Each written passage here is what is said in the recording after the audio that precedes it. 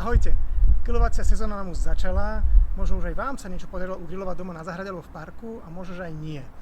A dnes vám chcem povedať o predpokladoch, ktoré keď dodržíte pri grilovaní, klasickom grilovaní na uhli, tak šanca na úspech podstatne porastie. Tým predpokladom, ja tu mám klasického morského vlka z Jadranského mora, mám tu grill na uhlie.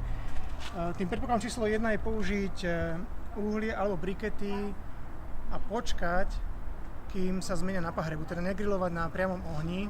To sa robí len vo výnimočných prípadoch, v tomto prípade použijem brikety, ktoré sú už zmenené na spálené na pahrebu.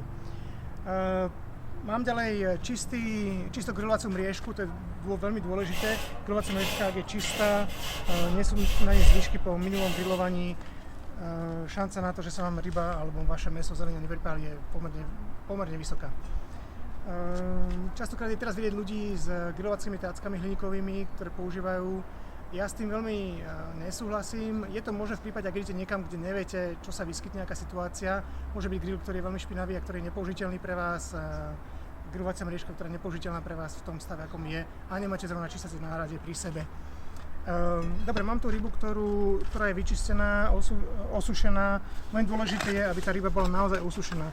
Nielen ryba, ale aj mäso, aj zelina. Tak dávate na grill, osušiť od marinády, od šťavy, od vody, od čohokoľvek.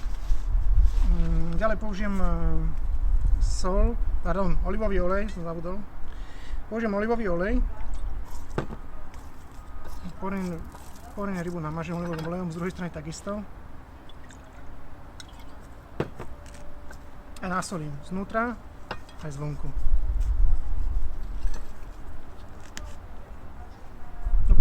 Ryba ide na grill.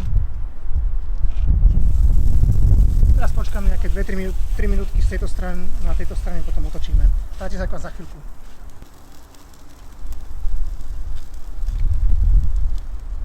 Takže po 3 minútach tú rybu otočíme na druhú stranu. Nechám ďalšie 3 minútky zhruba na tejto strane. Po ďalších 3 minútkach, zhruba 3-4 minútky, vyskúšame, či ryba je hotová. Jednoduchý trik. A mám tu grilovaciu špajlu, ktorú vložím hlave, teda tej rybe do najhrubšieho miesta, väčšinou býva za krkom. Chvíľku nechám, vyberiem, vložím do hornej pere. Stále je horúce, takže sa to ťažko dá vydržať. Ryba je hotová. Prenesiem tam.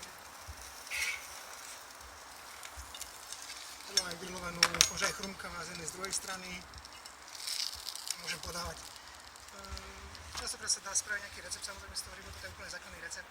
Môžete napríklad citrónové plátky citrónu dovnútra, bobkový list, rôzne korene dávajú na grillované ryby. V podstate sky is the limit, ako sa povie, obloha nám je limitom. Dobre, to by bolo. Zopakujem predpoklady ešte raz.